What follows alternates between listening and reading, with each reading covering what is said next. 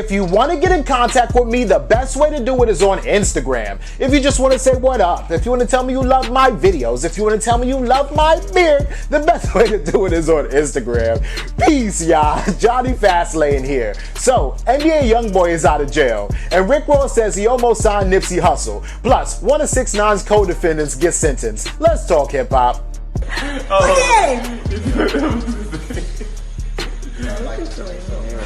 Huh? You gotta light it up. Oh yeah. Light it up. Say something to the people. Hello. Hello. See everything.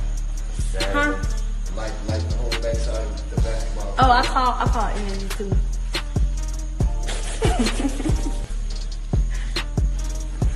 I never had 112 damn people in my life. I never gonna lie. Yo, free the real, right? Like, this is cool, right? I'm so happy that NBA YoungBoy is out of jail finally, right? And I feel like they locked him up for like, I'm not gonna say no reason, but I will say like they was being a little extra. But then also, that's why they let him out, and also they was kind of lenient with him, right? So the whole situation that happened is like years ago, right? Like 3 years ago, NBA YoungBoy was involved in like a drive-by shooting, right? But he admitted it. That's not allegedly, because he admitted it in the courtroom, and then he told them, yes, I did that, right? Since he confessed, they gave him a 10-year suspended sentence, right? So instead of him going to jail, he's on probation for 3 years, and as long as he's good for those 3 years, then, you know, he doesn't have to go to jail at all, right? So that was cool. But then he gets, you know, a little fame and everything, and he gets into beef with a couple people, and then things start going crazy, right? So there were 2 incidents that happened where NBA YoungBoy kind of did something, but not really, again, like I'm saying, which is the reason why they locked him back up. So one incident happened in February, right, when NBA YoungBoy was in a hotel room, and he was in there doing whatever, right? But the housekeeper was coming through and they wanted to get in a hotel room, or maybe they was trying to tell him to get out of the hotel because he should have checked out already. I don't know which situation it was, but anyway, NBA YoungBoy was in there with a couple females. He told one of the females, do not let anybody in the hotel room, right? So, you know, housekeeping puts the card in, they open the door, and they're trying to enter the hotel room. So the female, not NBA YoungBoy, but the female starts beating up one of the maids or whatever for the hotel, the housekeeper, right? So NBA YoungBoy gets in trouble for that, right? And then a second thing happened a couple months ago at Rolling Loud, where, you know, NBA YoungBoy was in front of his hotel room, him and his whole crew, right? They were trying to get in a vehicle so that they could go to the Rolling Loud festival,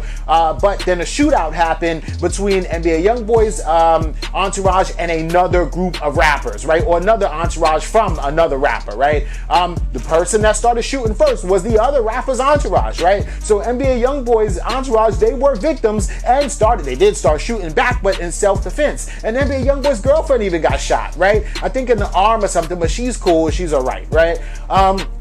So with all that being said, the judge in Baton Rouge in Louisiana, whom told NBA YoungBoy that you could have a 10-year suspended sentence as long as you stay good for these next 3 years, decided to lock NBA YoungBoy back up, right? Not for 10 years though, thank God, right? So they only said, all right, we're gonna give you 90 days, right? And NBA YoungBoy was actually supposed to get out of jail in September, but he got out yesterday, which is so dope, like last night, right? So this is cool, right? He's gonna be on house arrest for the next 14 months, which is also good, right? And look, I don't want to see no young black man locked up, locked down, or not being able to move about the cabin like he should please, right? But at the same time, I do think that NBA YoungBoy sitting down for a little while will help him get his mind right?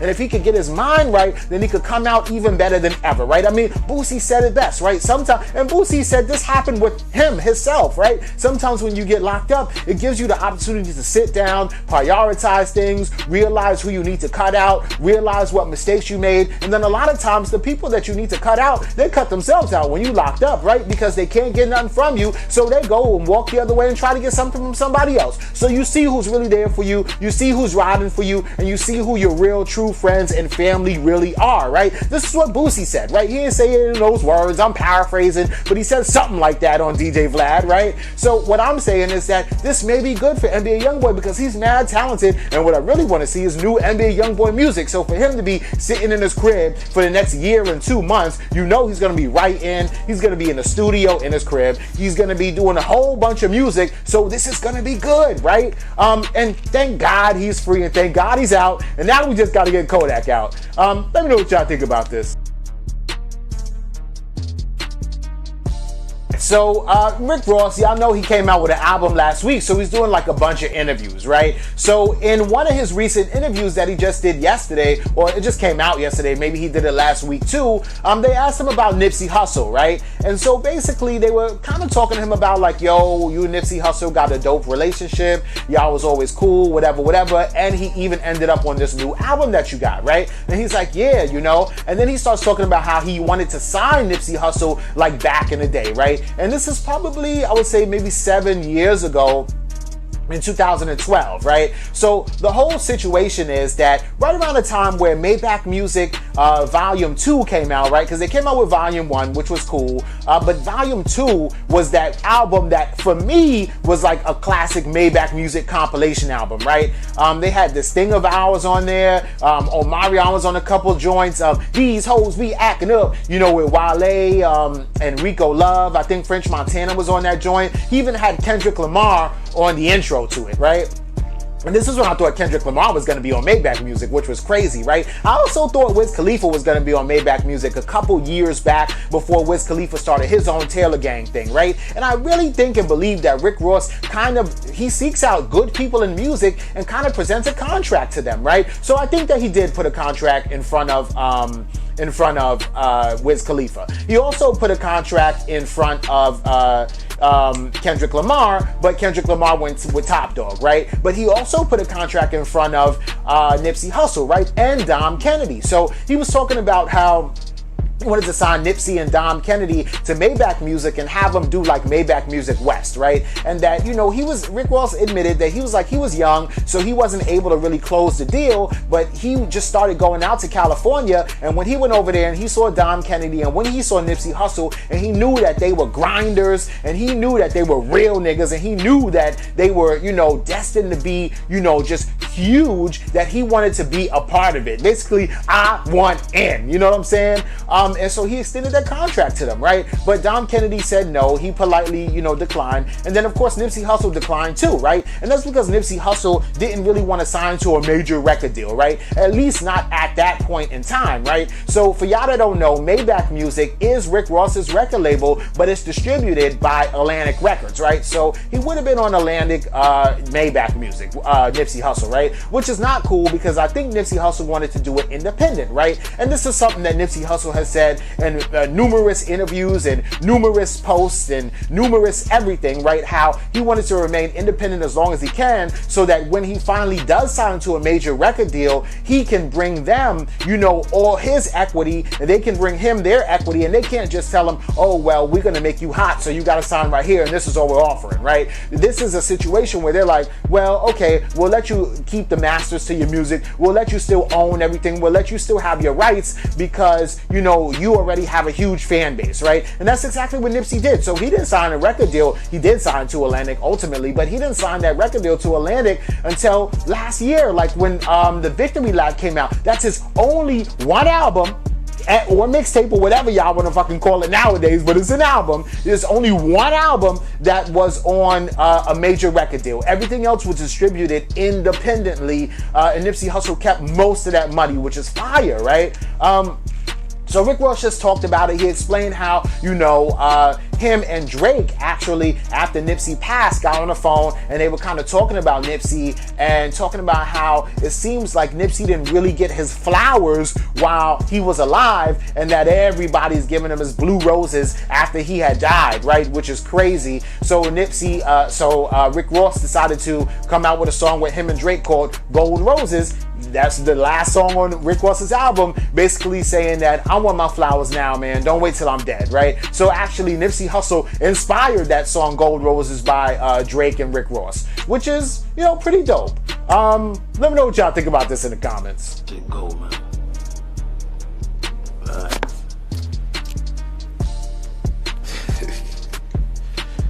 Be on real soon, though, man. You know that shit.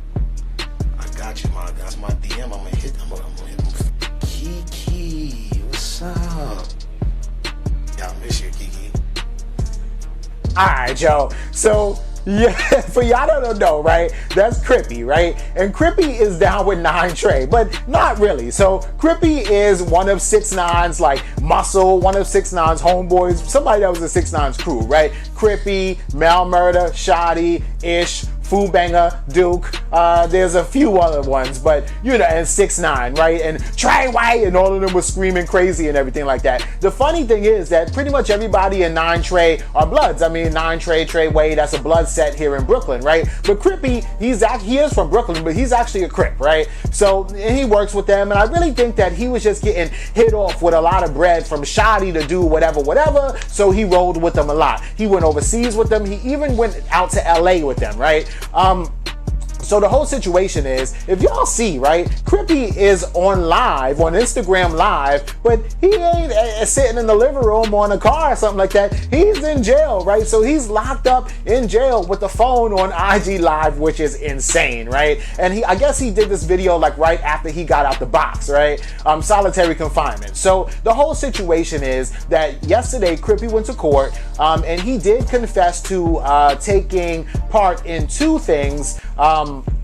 A shooting at the Barclays Center, and then also an armed robbery of Scum Lord Drizzy. So basically, he admitted that, and so they ended up giving him 5 years in prison, right? Which is not really that much, because a lot of people are getting a whole lot of numbers, like football time. Crippy never told on nobody. He already did a year locked up, and now he's got 4 more to go. He'll probably get out in like 3.5 years. So Crippy is good money, really and truly, right? When he comes out, he's gonna probably be one of the least people, or one of the most people that's gonna be welcomed with open arms, and oh man, yo, Crippy, you did it, you did that time, you ain't telling nobody, and everything's all good, right? Probably Crippy and who to be are probably going to be the only 2 people that come out and didn't really tell on nobody like that, right? But the whole situation is that, you know, if I don't know who Crippy is, he was at a meeting at Philippe Chow's with 6ix9ine and Elliot Grange, who's 6ix9ine's record label owner, right? And Elliot Grange,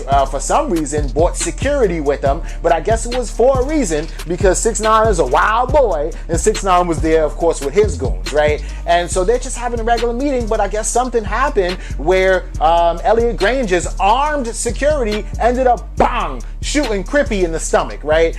So ever since then, Crippy has had a colostomy bag, but he seems to be doing good, because that video that he took was after the shooting and everything like that, and he's still alive, thank God. And I know y'all remember like when one of 6ix9ine's bodyguards got shot in a restaurant. Well, that was Crippy, and not really a bodyguard, right? But anyway, so, you know, the judge kind of took that into account, and Crippy's lawyer was like, you know, please give him leniency and all that stuff. And I feel like the judge was kind of lenient with them. And I also think that Crippy probably would have got a lot less time if he didn't have this cell phone in the jail cell, because the judge seen the live, just like all y'all are seeing it, and just like I seen it. And the judge was like, how are you going live on Instagram from jail? So they got him on the contraband with that too, right? But other than that, I think Crippy is going to be good to go. He's coming home in a couple years, and we'll just see what happens, right? So Duke has been sentenced. Crippy has been sentenced. We're still waiting on Mel Murder to be sentenced. We don't know what Shoddy's sentence is going to be, but he says that it's probably going to be about maybe 8 to 10 years. And the last person to be sentenced is going to be 6ix9ine in January 2020. So a couple months from now, maybe like 5 months from now. And 6ix9ine's girl Jade is saying that he's coming home. And then apparently when 6ix9ine comes home, he's going to explain everything to everybody and let us all know why he snitched, why he felt like he had to snitch, right? So we'll see what's going on with all that. But I mean, just every couple of weeks, somebody else from this racketeering case in 6ix9ine ends up getting sentenced, which, you know, that's what they do, because they scooped up about 9 people, right? So we'll see what happens. Let me know what y'all think about this and everything else in the comments down below. Don't forget to like, comment, share, subscribe. Make sure y'all hit that notification bell, and follow me at Jonny Fastlane on Instagram. That's Jonny Fastlane, and y'all already know what to do. Peace.